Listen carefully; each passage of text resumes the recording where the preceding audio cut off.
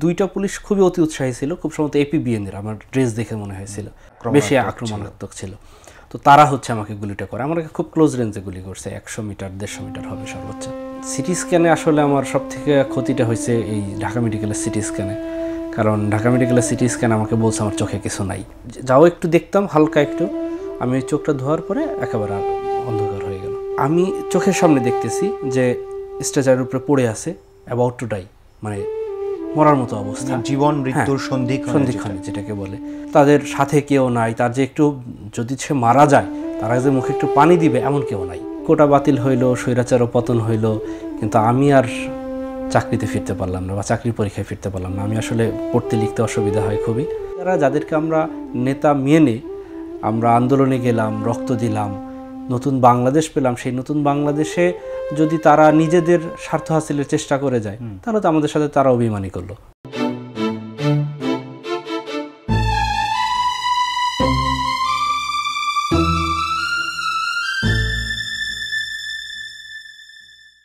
আসসালামু আলাইকুম। জুলাই মাস জুড়ে প্যানভিশন টিভির বিশেষ আয়োজন লাল জুলাইয়ের গল্পের আজকের পর্বে আপনাদের সবাইকে স্বাগত জানাচ্ছি। জুলাই গণ অভ্যুত্থানের কোনো মহানায়ক কিংবা মাস্টারমাইন্ড যদি থাকেন তারা হলেন আমাদের শহীদগণ এবং আমাদের গাজীগণ, যাদের আত্মত্যাগের মধ্য দিয়ে আমরা এই রক্তাক্ত জুলাইয়ের সাগর পাড়ি দিয়ে নতুন বাংলাদেশ পেয়েছি, নতুন স্বাধীনতা পেয়েছি। প্রিয় দর্শক, আমাদের এই আয়োজনের মধ্য দিয়ে আমরা জুলাইয়ের যোদ্ধাদের, জুলাইয়ের আহতদের এবং জুলাইয়ের শহীদ পরিবারদের গল্প শুনব। আজকে জুলাইয়ের গল্প বলার জন্য আমাদের স্টুডিওতে উপস্থিত হয়েছেন জুলাইয়ের অন্যতম যোদ্ধা এবং আমাদের আহত ভাই জসিমউদ্দিন ভাই। জসিমউদ্দিন ভাইকে আমাদের আজকের এই বিশেষ পর্বে স্বাগত জানাচ্ছি। জসিম ভাই, আপনি কেমন আছেন? আলহামদুলিল্লাহ, আল্লাহ ভালো রাখছেন। আমরা জানি জুলাই গণ অভ্যুত্থানে আপনি আহত হয়েছিলেন এবং গুলি খেয়েছিলেন। আমরা যদি সংক্ষেপে আপনার এই জুলাই গণ অভ্যুত্থানে অংশগ্রহণের যে মোটিভেশনটা, যে প্রেরণাটা, সেটি যদি একটু জানতে চাই। আমি জসিমউদ্দিন, আমার ইনস্টিটিউশন হচ্ছে ঢাকা বিশ্ববিদ্যালয়। আমার সাবজেক্ট ছিল পলিটিক্যাল সায়েন্স। তো আমি তো ছিলাম আসলে চাকরি প্রার্থী। আমার বিসিএসের প্রিলিমিনারি দেয়া, আমার বিসিএসের রিটেন সামনে। তো আমি তো আসলে একজন পিওর চাকরি প্রার্থী, যেটাকে বলে মধ্যবিত্ত পরিবারের সন্তান। চাকরি পাওয়াটাই ছিল আমাদের উদ্দেশ্য।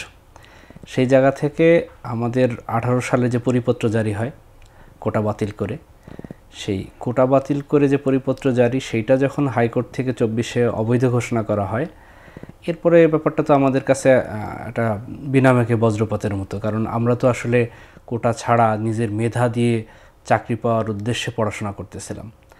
তো সেই জায়গা থেকে হঠাৎ করে যখন আমাদের মানে এভাবে একটা রায় আসলো, তো আমরা দেখলাম যে আমাদের আসলে তো এটা তো আমাদের জন্য খুবই একটা দুর্ঘটনার মতো, যে আমাদের মেধা দিয়ে আমরা চাকরি পাবো তা না, বিশেষভাবে 56% কোটায় ফিরে যাওয়া আবার।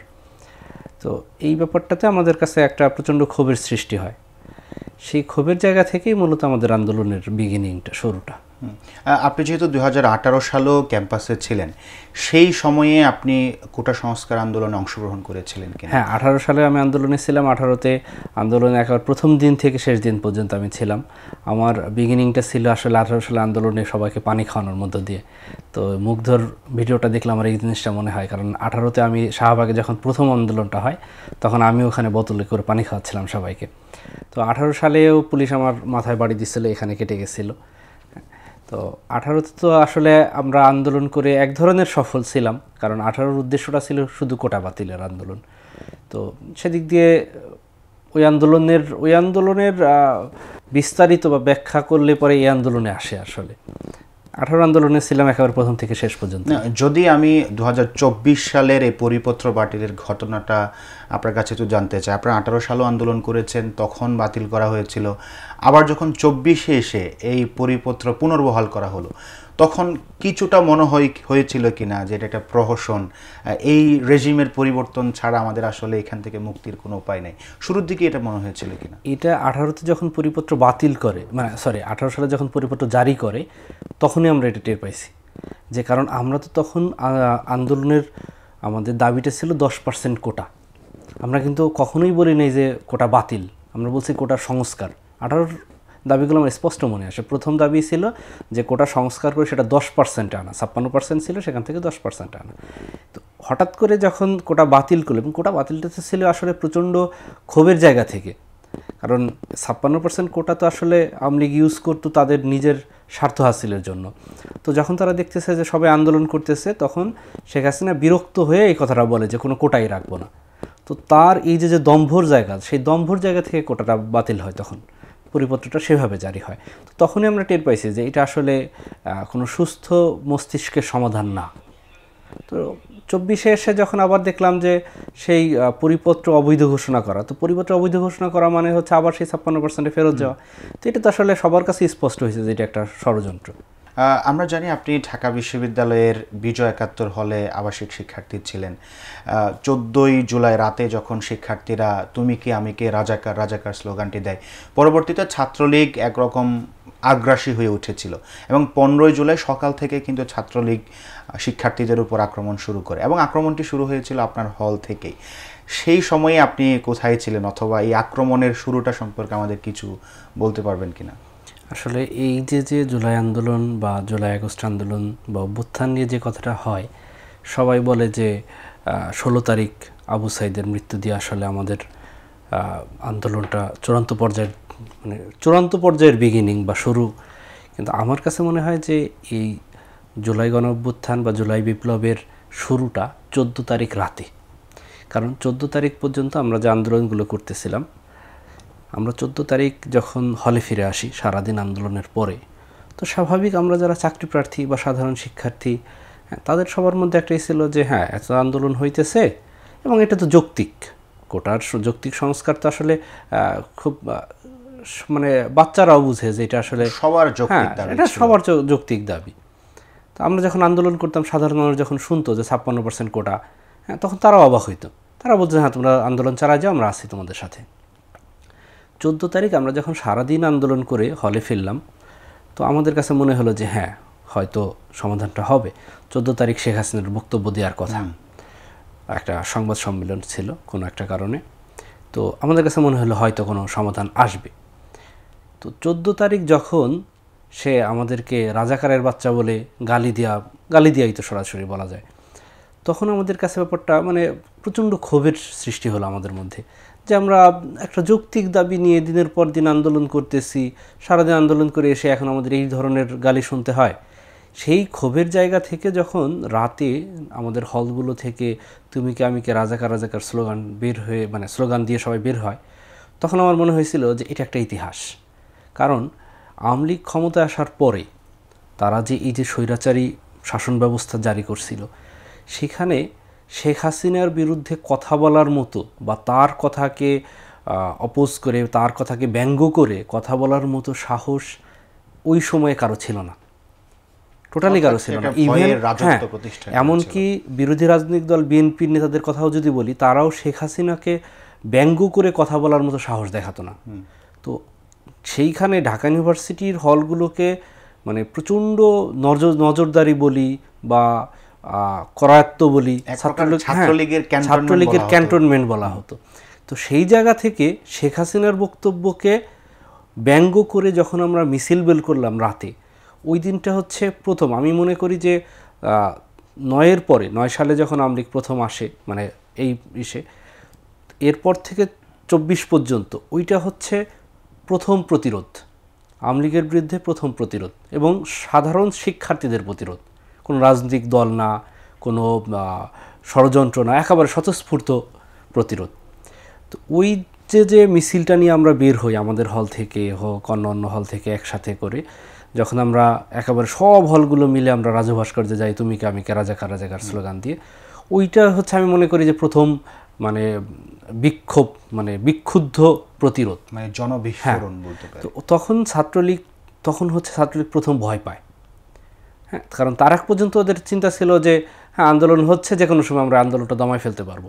কিন্তু যখন শেখ হাসিনার কথাকে আমরা ব্যঙ্গ করি, সেটাকে আমরা নিজের গায়ে নিয়ে যে হ্যাঁ আমি রাজাকার, তো কী করবা, হ্যাঁ, এই যে একটা স্পিরিটটা নিয়ে যখন আমরা মিছিলটা বের করি বা আমরা ওই রাতে যখন রাজু ভাস্কর্যে সমবেত হই, তখন ওরা একটু হয়ে যায় যে ওই রাতে আমরা দেখেছি ছাত্রলীগের সভাপতি, সাধারণ সম্পাদক সবাই একযোগে হুমকি দিচ্ছিল শিক্ষার্থীদের যে তোরা সবাই রাজাকার, এখন তোমাদেরকে ছাত্রলীগ প্রতিরোধ করবে। তারপরেও শিক্ষার্থীরা 15 আগস্ট 15 জুলাই রাজপথে নেমেছে এবং আবারও আন্দোলনটা তৈরি হয়েছে। শিক্ষার্থীদের মধ্যে এই যে ভয়হীনতা, ভয় ডরহীন স্বভাব, এটির উৎপত্তি কি বলে আপনি মনে করেন, অথবা আপনার মধ্যে এই ভাবটা কিভাবে আসলো? ওই যে আমি বললাম 14 তারিখ পর্যন্ত আমাদের যে যৌক্তিক আন্দোলন এবং প্রচণ্ড পরিশ্রম করে আমরা আন্দোলন করছি, সকাল থেকে সন্ধ্যা পর্যন্ত আমরা ব্লকেট কর্মসূচি পালন করতেছি। তো সেই জায়গা থেকে যখন আমরা এসে দেখলাম যে আমাদের এত একেবারেই শতভাগ যৌক্তিক একটা দাবি, সেটাকে এইভাবে আমাদেরকে সেই দাবি তো মানতেছেই না, আবার একই সাথে আমাদেরকে রাজাকার ট্যাগ দিতেছে, তখন একটা ক্ষোভ তৈরি হয় যে যৌক্তিক দাবিও মানবে না, আবার উল্টো ট্যাগও দিবে। হ্যাঁ, এবং সেটাকে ট্যাগ দিয়ে নিজেরাই আমাদেরকে মারাটাকে ওরা জায়েজ করে নেবে, এটা তো আসলে হইতে পারে না। তো 14 তারিখ আমরা যে রাতে যে আন্দোলনটা করি, আমাদের এতটাই ক্ষোভ বা স্বতঃস্ফূর্ত আন্দোলন ছিল যে ছাত্রলীগ ওদের নেতাকর্মী নিয়ে মধুর ক্যান্টিনে অবস্থান নিছে। হ্যাঁ, কিন্তু রাজু ভাস্কর্যরা যারা সাহস পায় না, আমরা রাজু ভাস্কর্য আমরা যখন রাজু ভাস্কর্য থেকে প্রোগ্রাম শেষ করে আসি, সবাই হলে আসি, এরপরে ওরা আবার রাজু ভাস্কর্যে গিয়ে খুব হম্বিতম্বি করে, কিন্তু আমরা যতক্ষণ ছিলাম ততক্ষণ যাওয়ার সাহস পায় নাই। তো এরপরে 15 তারিখ আমরা যে রাজু ভাস্কর্যে আমাদের যে সমাবেশটা ছিল, তখন আওয়ামী লীগের বড় বড় নেতা ওবায়দুল কাদের সহ সবাই বলছিল যে ছাত্রলীগ দেখে নেবে। তো ওই সময় হচ্ছে ওরা হামলাটা করে। এটি শিক্ষার্থীদের আরো ইগুতে লাগে যে আমাদেরকে দমন করার জন্য এই ধরনের হুমকি দেওয়া হচ্ছে বাইরে থেকে। 15 জুলাইয়ের সকালবেলার স্মৃতিটা যদি আপনার মনে থাকে, ঠিক কিভাবে এই সংঘর্ষটা সৃষ্টি হয়? 15 জুলাই আসলে আমাদের তো সব হল থেকে আমরা গেছি রাজু ভাস্কর্যে। তো আমরা যখন রাজু ভাস্কর্যে সমবেত হই, তখন আমরা জানতে পারলাম যে খুব সম্ভবত তখন 2টার মতো বাজে, 2টা 2:30টার মতো বাজে। আমরা জানতে পারলাম বিভিন্ন হলে আমাদের যারা আন্দোলনকারী আছে তাদেরকে আটকে রাখছে, ছাত্রলীগ বের হতে দিচ্ছে না, তালা লাগিয়ে দিয়েছিল, গেটগুলো তালা লাগে। 18 আন্দোলনে যখন আমাদের হলে তালা লাগায়, তো আমরা রাত 12টার দিকে একবার তালা ভেঙে বের হয়ে গেছিলাম 18 আন্দোলনের সময়।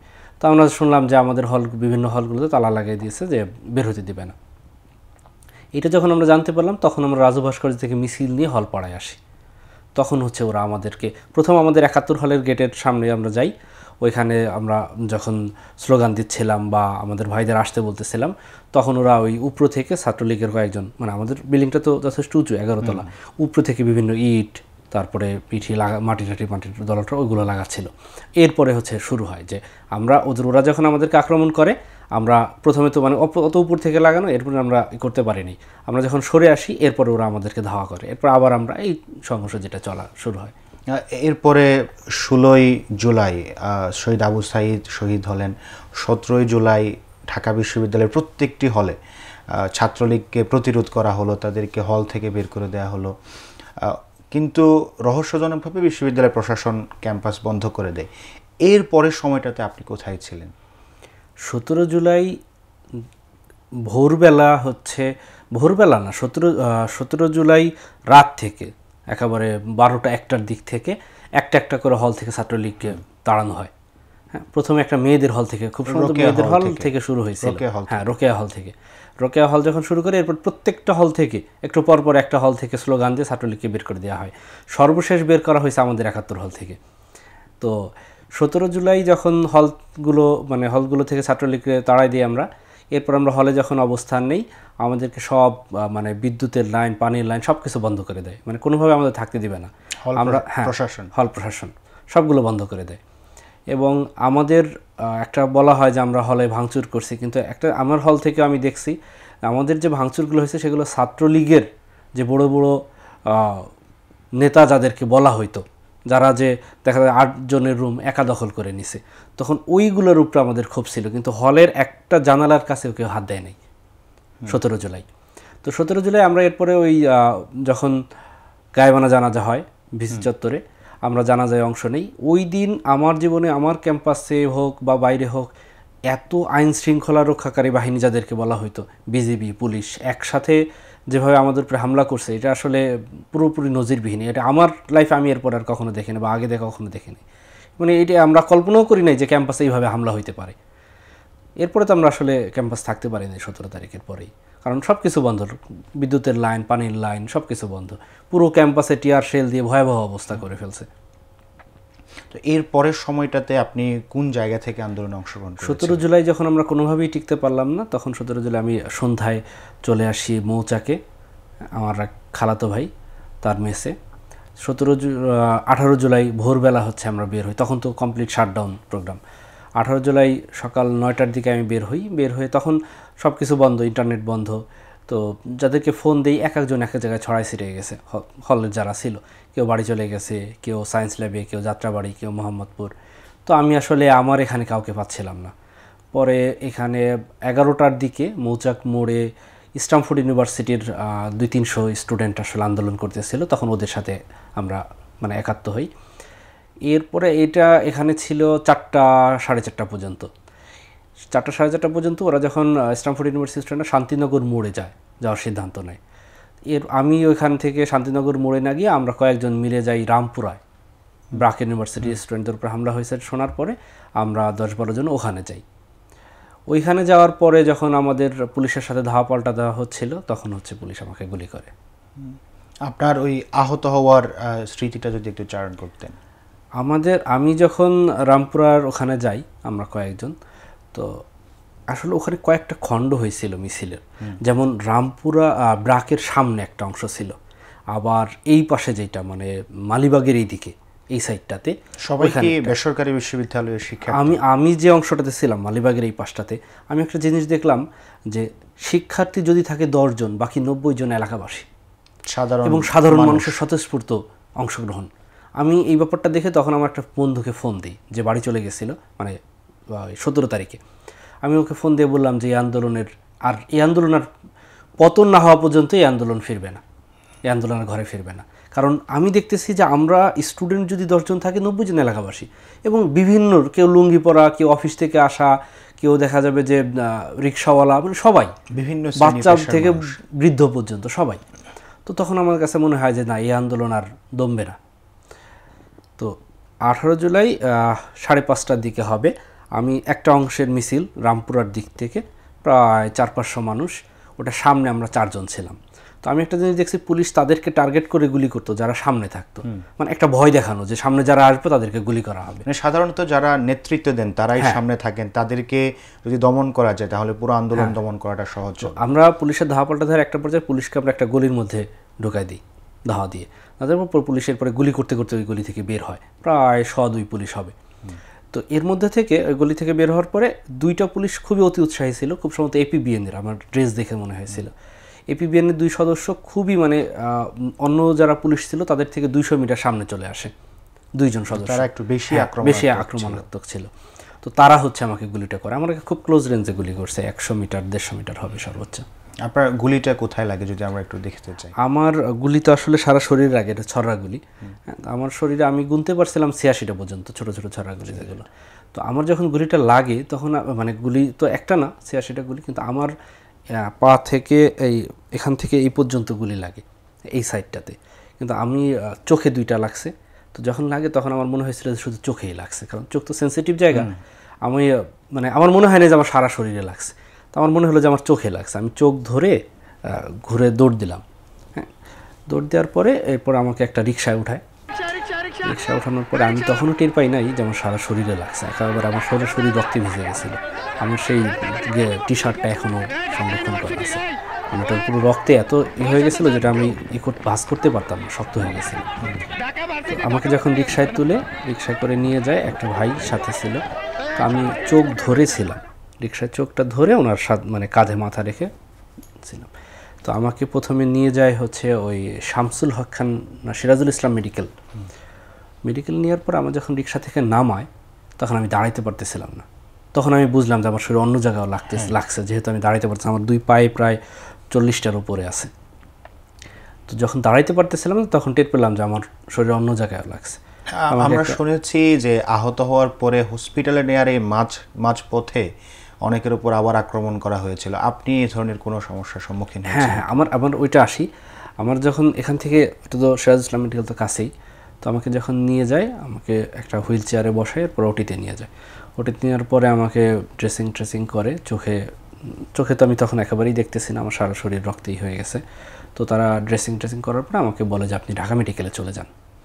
এই ঢাকা মেডিকেলে যাওয়ার পথে আমার 2 জায়গায় আটকাইছে, কিন্তু ফরচুনেটলি আমি যে সিএনজিতে ছিলাম, আমার সিএনজিতে আমার একটা বান্ধবী ছিল, ওই মেয়ে মানুষ থাকার জন্য ওইভাবে মানে একটু সেফ ফিল হয়েছিল। তো 2 জায়গায় আটকাইছে, তারপরে আমরা বলে কয়ে কোনোভাবে গেছি ঢাকা মেডিকেলে। তো ঢাকা মেডিকেলে যাওয়ার পরে আসলে প্রায় 2-3 ঘন্টা আমার হয়েছে, এক্স রে করছে, সিটি স্ক্যান করছে। তো সিটি স্ক্যানে আসলে আমার সব থেকে ক্ষতিটা হয়েছে এই ঢাকা মেডিকেলের সিটি স্ক্যানে, কারণ ঢাকা মেডিকেলের সিটি স্ক্যান আমাকে বলছে আমার চোখে কিছু নাই। ওখান থেকে ওষুধ দিয়ে দিছে এক্স রে করে। তো যখন আমাদেরকে বললো যে আপনি বাসায় গিয়ে রেস্ট নেন, তো তারা বললো যে আমার চোখে কিছু নাই, ওষুধ দিছে যে ঠিক হয়ে যাবে। তো আমি যখন আসলাম ঢাকা মেডিকেল থেকে, আসার পরে আমি পরের দিন চোখ ধুইছি।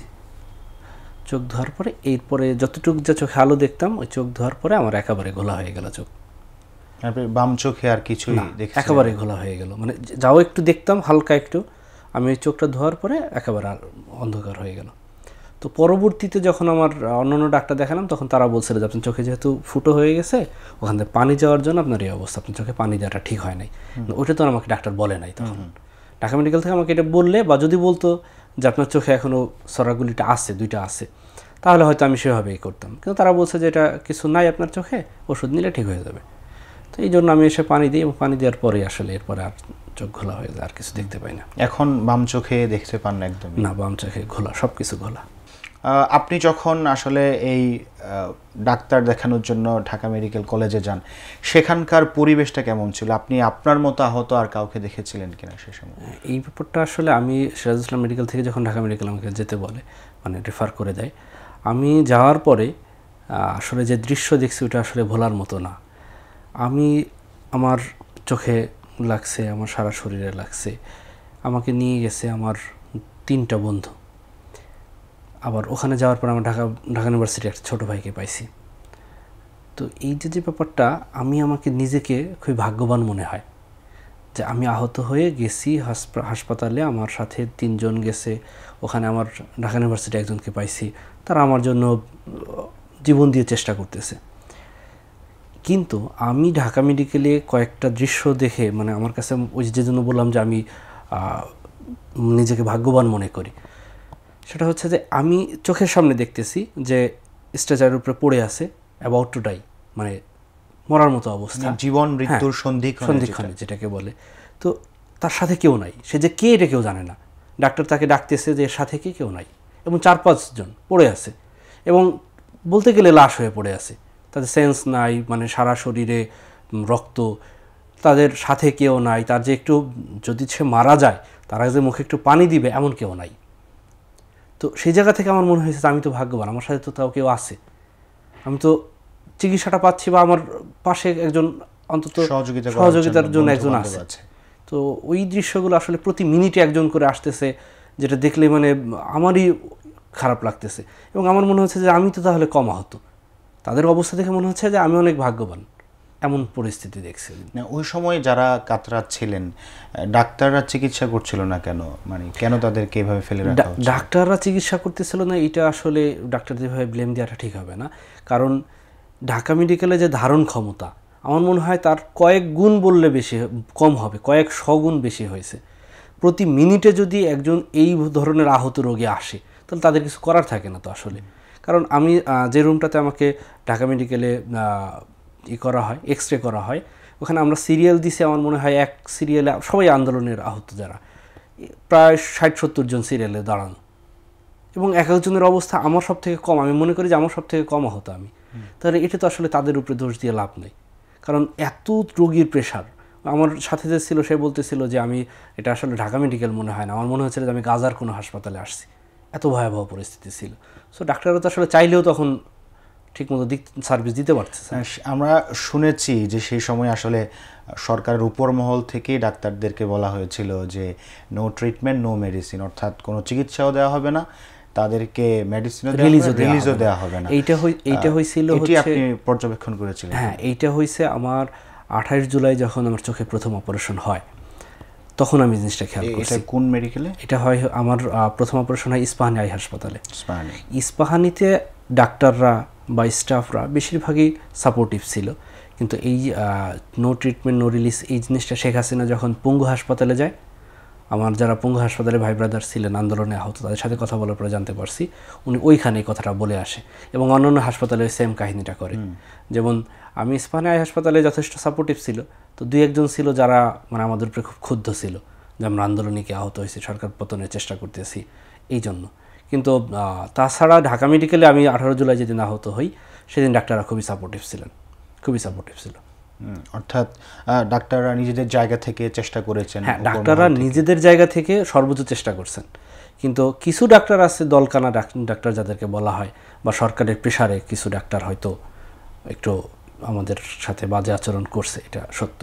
মানে আপনি এই যে জিনিসটা কিভাবে দেখেন যে একটা দেশ, সেই দেশের সরকার তার জনগণকে মারছে, গুলি করছে প্রকাশ্য, তারপর যখন তারা চিকিৎসা নিতে যাচ্ছেন পরে ডাক্তারদেরকে বলছেন নো ট্রিটমেন্ট নো রিলিজ, মানে এই জিনিসটা কি আসলে ভাবার মতো কিনা? ওই সময় আপনাদের অনুভূতিটা কীরকম ছিল যে আমাদের সরকার, আমাদের দেশের মানুষ আমাদের সাথে এ ধরনের আচরণ করছে?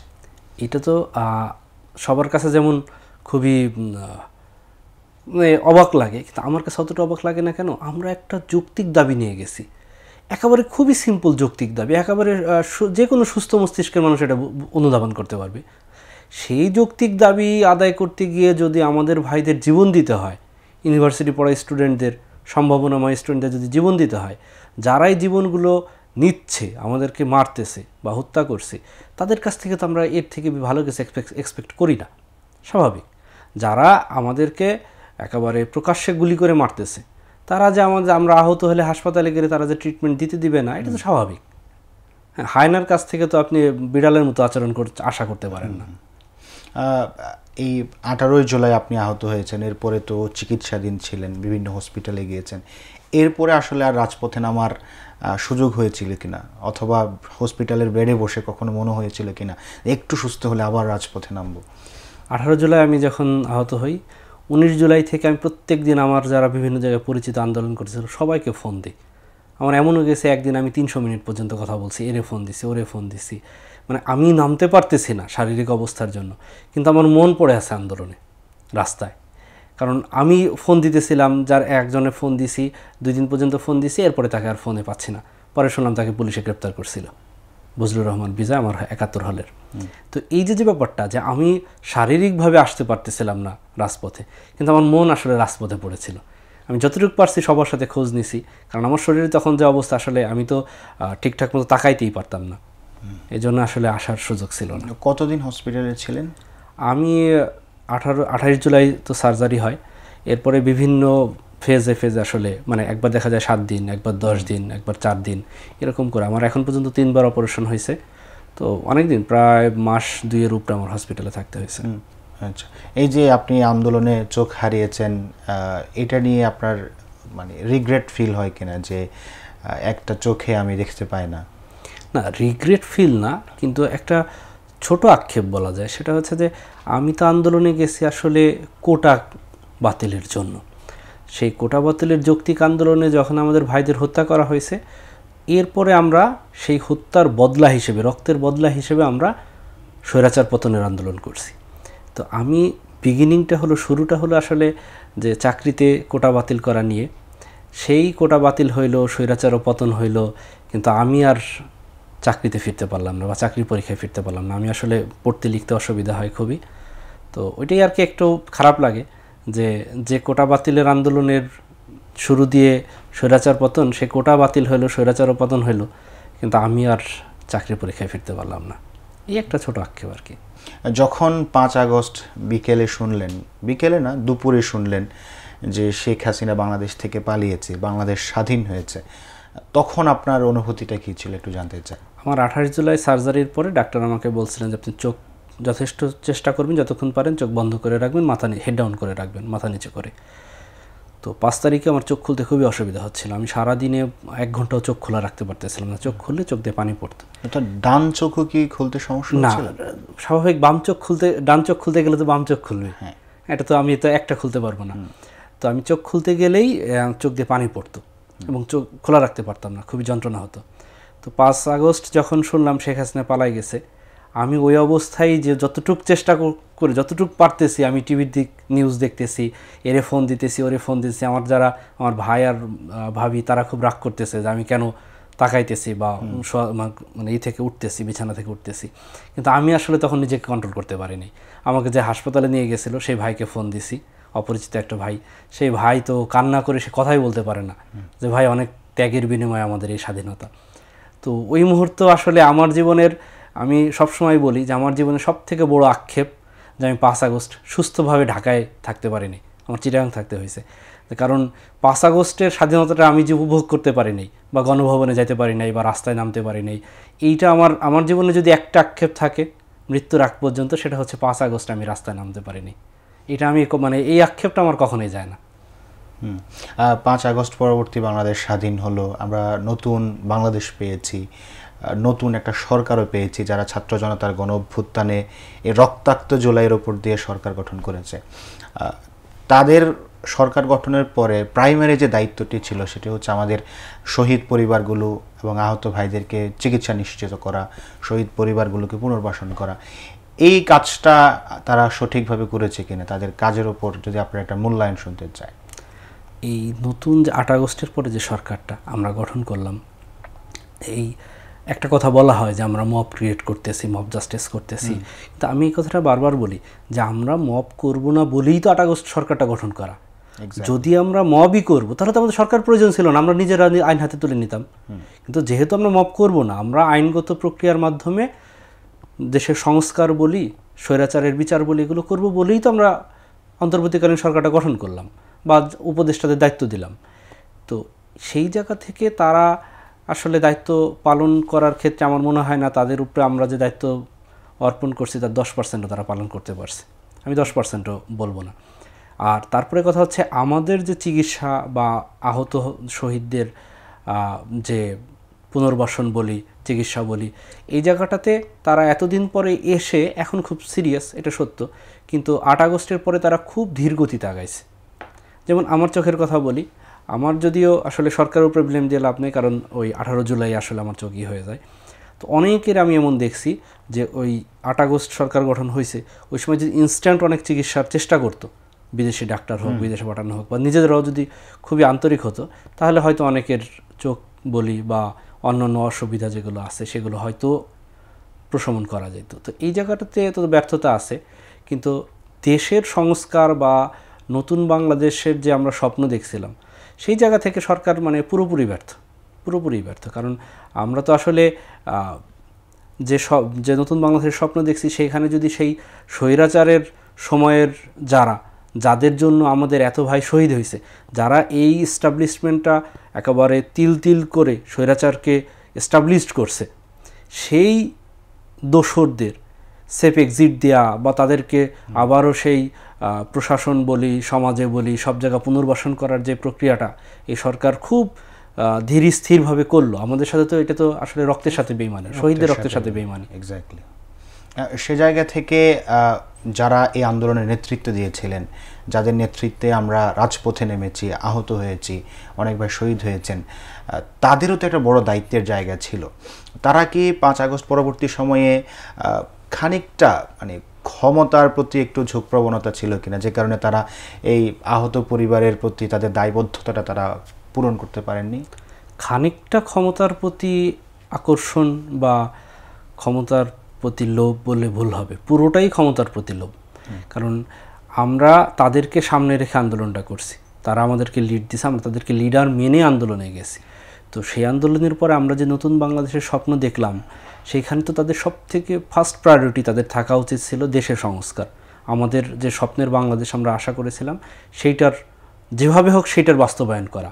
কিন্তু তারা যখন নিজেদের ক্ষমতাকে মানে নিজেদের হাতে ক্ষমতা নেওয়ার ইচ্ছা বা নিজেদের স্বার্থ হাসিলের জন্য চেষ্টা করাটা, এই ব্যাপারটা তো আসলে আমাদের সাথে বেইমানি। ওই যে সরকারের কথা বললাম, যারা শহীদদের সাথে রক্তের সাথে বেইমানি করছে, তাহলে এই যে যাদেরকে আমরা নেতা মেনে আমরা আন্দোলনে গেলাম, রক্ত দিলাম, নতুন বাংলাদেশ পেলাম, সেই নতুন বাংলাদেশে যদি তারা নিজেদের স্বার্থ হাসিলের চেষ্টা করে যায়, তাহলে তো আমাদের সাথে তারা বেইমানি করলো। সে জায়গা থেকে যে এখন যে বাংলাদেশ, সেই বাংলাদেশে আপনার প্রত্যাশাটা কি, আপনি আসলে কেমন দেখতে চান? আমি এর আগে বলছি যে আমরা আসলে এত কিছু আমরা যত আশা করছিলাম তার কিছুই তো শেষ পর্যন্ত পেলাম না। অন্তত এইটা হোক যে নতুন বাংলাদেশে ওই যে একজনকে এই ট্যাগ দিয়ে ওই ট্যাগ দিয়ে তাকে একেবারে মানে মার্জিনালাইজড করে রাখা, যে হত্যাযোগ্য করে ফেলা, হ্যাঁ বিভাজনের রাজনীতি বা কাউকে হত্যাযোগ্য করে ফেলার যে ব্যাপারটা, যে কেউ মারা মানে সে আমার বিপরীত মতের, তাহলে তাকে কেউ মেরে ফেললেও আমার কিছু যায় আসে না, তাকে হত্যা করা যায়, তো তাকে নির্যাতন করা যায়। এই যে স্বৈরাচারের এই যে সামাজিক অবস্থাটা তৈরি করছিল, এইটা যেন না থাকে। অন্তত অনেক কিছুই তো আশা করছিলাম, কিছুই তো হলো না, অন্তত এই একটা জিনিস যেন হয় যে সে আমার বিপরীত মতের বা তার সাথে আমার আদর্শিক দ্বন্দ্ব আছে, সো তাকে কেউ মেরে ফেলে আমার কিছু যায় আসে না, বা তাকে মেরে ফেলায় আমি সহযোগিতা করব, এইটা যেন অন্তত না থাকে। আমরা পতিত যে ফেসিবাদ রয়েছে তার যে দোসর ছিল, এনাবলার ছিল, তাদের মুখ থেকে বারবার শুনি এই আন্দোলনটা ছিল একটা জঙ্গিদের আন্দোলন, এখানে যারা শহীদ হয়েছে, আহত হয়েছে, তারা সবাই কোনো না কোনোভাবে মানে জঙ্গি সংগঠনের সাথে যুক্ত। আমরা অনেক জায়গায় দেখি, অনেকগুলো পোর্টালে তারা কথা বলার চেষ্টা করছে, বিভিন্ন জায়গায় সাক্ষাৎকারে। তো সে জায়গা থেকে এই আশঙ্কা করেন কিনা কখনো যদি আমাদের ব্যর্থতার কারণে ফেসিবাদ আবারও ফিরতে পারে, আমাদের জীবন নিয়ে আমাদের জীবন নিয়ে শঙ্কা আছে? আমাকে তো আমার ফেসবুক পোস্টে, কমেন্ট সেকশনে বা মেসেজে কন্টিনিউয়াসলি আমাকে থ্রেট দিচ্ছে, আমাকে এই করবে সেই করবে। মানে এটা কি শুধুমাত্র আওয়ামী লীগের পক্ষ থেকে পাচ্ছেন, নাকি আরও অন্যান্য দলের নেতাকর্মীরা এখানে? এখন ওরা তো আসলে এগুলো ফেক আইডি ইউজ করে করতেছে, কারা যে করতেছে এটা তো আসলে ঠিকভাবে ডিটেক্ট করা যায় না। আর তারপরে কথা হচ্ছে যে আমি পতিত স্বৈরাচার যারা পলাতক, তারা ফেক আইডি ইউজ করে আমাদেরকে বিভিন্ন থ্রেট দিচ্ছে, এই ব্যাপারটাতে আমি কিঞ্চিত পরিমাণ আমি ভীত না। কারণ ওরা তো আসলে ওই যে বললাম, ওরা তো হায় না, ওদের কাছ থেকে তো আমি ভালো আচরণ আশা করব না। কিন্তু যারা হায়না না হয়ে, যারা হায় না কিন্তু বিড়ালের রূপে আমাদের সমাজে আছে, এদের নিয়ে ভয়টা বেশি। যেমন আমাদেরকে এখন যদি একটু বলতেন, এখন তারা আসলে কারা? যারা আমাদের এই বিভিন্ন আন্দোলন বা বিভিন্ন স্টেপ, যেটা আমরা যে পদক্ষেপ নিচ্ছি আমাদের ক্ষোভের জায়গা থেকে, সেই জায়গাটাকে, সেই কাজগুলোকে অনেকে মব বলতেছে। হ্যাঁ, যে আমরা সরকারের পক্ষ থেকেও বলা হচ্ছে, আমি ওটাই বললাম যে যারা এটাকে মব বলে আমাদের প্রতিবাদের যে স্পিরিটটা, এটাকে তারা এমনভাবে মব বলতেছে যে আমরা যে প্রতিবাদ করব, প্রতিবাদের যে কোনো স্টেপ, সেটাকে তারা অপরাধ হিসেবে প্রচার করতেছে। অর্থাৎ আগে বলা হতো জামাত শিবির, এখন বলা হয় মব। অর্থাৎ ট্যাগিং এর সংস্কৃতি আগের জায়গায় আছে, এখন শব্দগুলো পরিবর্তন হয়েছে। ওই কথাটাই বললাম, যারা হায় না কিন্তু বিড়ালের রূপ নিয়ে আছে, তারা করতেছে কি যে সরাসরি আমাদেরকে বলতে পারতেছে না যে তোমরা এটা কেন করবা, কিন্তু তারা কি বলতেছে, এটা মব। এই মব বলে আমাদের এরপরে যে আমাদের যে প্রতিবাদের স্পিরিটটা, সেটাকে তারা আগে থেকেই একটা ট্যাগ দিয়ে দিচ্ছে যে তোমরা যদি এটা করো তোমাদের মব বলা হবে এবং সেটা অন্যায় হিসেবে ধরা হবে এবং তোমাদেরকে নির্যাতন করাটা বৈধ। তো এরা হচ্ছে আমাদের জন্য সংকার, কারণ এরা তো আমাদের সোসাইটিতেই, এবং তাদেরকে আমরা আমাদের ভাই বা আমাদের সোসাইটির একজন হিসেবেই ধরে নিয়েছি। কিন্তু তারা ওই পতিত স্বৈরাচারের কে আবার ফেরত আনার যে একটা সমাজের অবস্থা বা সমাজেরকে সেইভাবে সাজানো, অর্থাৎ নিজেরাই ওই চরিত্রগুলো গ্রহণ করার অবস্থা তো তারা করতেছেই। আবার তাদের আরেকটা চিন্তা যে এই আন্দোলনে যারা স্বৈরাচারের বিরুদ্ধে মাঠে অ্যাক্টিভ ছিল বা খুবই স্পিরিট নিয়ে আন্দোলনে ছিল, তাদেরকে বিভিন্ন ট্যাগ দিয়ে, বিভিন্ন অপবাদ দিয়ে তাদেরকে প্রশ্নবিদ্ধ করা। তাহলে কোনোভাবে যদি কখনো স্বৈরাচার ফিরে আসে, তাহলে কেউ যেন ওটার প্রতিবাদ না করতে পারে। মানে এটা কি আরও একটা কারণ এটা কি না, যে সামনে যারা ক্ষমতা গ্রহণ করবেন, তারা ক্ষমতায় আসলে তারা যখন দুর্নীতি করবে কিংবা এ ধরনের মানুষের উপর নির্যাতন করবে, তাদের বিরুদ্ধে প্রতিবাদ করার মতো কোনো শক্তি যেন অব্যাহত না থাকে, এটাই কি তাদের উদ্দেশ্য? হ্যাঁ, এইটাও একটা আছে যে আন্দোলনকারী যাদের প্রতিবাদ করার যে স্পিরিটটা আমাদের মধ্যে, পুরো একটা জেনারেশন কিন্তু প্রতিবাদী হয়েছে এই আন্দোলনের মাধ্যমে। তো যারা পরবর্তীতে ক্ষমতায় আসবে, তাদের এখানে একটা সূক্ষ্ম ষড়যন্ত্র আছে যে প্রতিবাদ করার যে স্পিরিটটা আমাদের নতুন প্রজন্মের মধ্যে, এইটা যেন দমে যায়। তাহলে তারা এরপরে যখন বিভিন্ন অন্যায় অত্যাচার করবে সেটা কোনো প্রতিবাদ হবে না। সর্বশেষ যদি আমি আপনাকে বলি যে বাংলাদেশের যারা রাজনৈতিক দল আছেন, নেতৃবৃন্দ আছেন, সাধারণ মানুষ আছেন, তাদের প্রতি যদি আপনার কোনো বার্তা থাকে। সাধারণ মানুষ বা রাজনৈতিক নেতৃবৃন্দের প্রতি বার্তা যদি আমি বলি, তাহলে তাদের সবার কাছে আমার অনুরোধ যে আমরা আইন যেভাবে মেনে চলবো এটা যেমন সত্য, কিন্তু পতিত স্বৈরাচারের যারা সমাজের বিভিন্ন জায়গায় ঘাপটি মেরে থাকবে তাদেরকে আমাদেরকে চিনতে হবে, খুব সূক্ষ্মভাবে তাদেরকে বিচার করতে হবে। এবং একই সাথে আমরা যে নতুন বাংলাদেশের স্বপ্ন দেখছি, সেই বাংলাদেশকে আমাদের আসলে একজন দুজন স্বপ্ন দেখলে হবে না, সবাই মিলে স্বপ্ন দেখতে হবে এবং সবাই মিলে সেটা চেষ্টা করতে হবে। আর শুধু রাজনীতিক নেতারা করবে, আমরা আমাদের আকাঙ্ক্ষাগুলো তারা পূরণ করবে এই আশা করাটা বোকামি হবে। আমার মতে সবাই মিলে আমাদের নতুন বাংলাদেশ গড়তে হবে। প্রিয় দর্শক, এতক্ষণ ধরে আমরা কথা বলছিলাম জুলাই গণঅভ্যুত্থানে চোখ হারানো আহত যোদ্ধা জসিমউদ্দিন ভাইয়ের সাথে। আমরা যে নতুন বাংলাদেশ পেয়েছি, সেই নতুন বাংলাদেশের পথটা কখনো সুখকর ছিল না। পথের প্রত্যেকটি প্রান্তরে ছিল রক্ত এবং প্রত্যেকটি প্রান্তরে ছিল আত্মত্যাগের উপাখ্যান। সেই আত্মত্যাগের মধ্য দিয়ে আমরা যে নতুন বাংলাদেশ পেয়েছি, সেই বাংলাদেশে প্রতিষ্ঠিত হোক আমাদের আহত যোদ্ধাদের অভিপ্রায়, সেই বাংলাদেশ হোক বৈষম্যহীন, সেই বাংলাদেশে সবাই তার মানবাধিকার এবং মানবিক মর্যাদার সাথে জীবনযাপন করুক, সেই প্রত্যাশা রেখে আমাদের আজকের লাল জুলাইয়ের গল্প এখানে শেষ করছি। সবাইকে সাথে থাকার জন্য অসংখ্য ধন্যবাদ।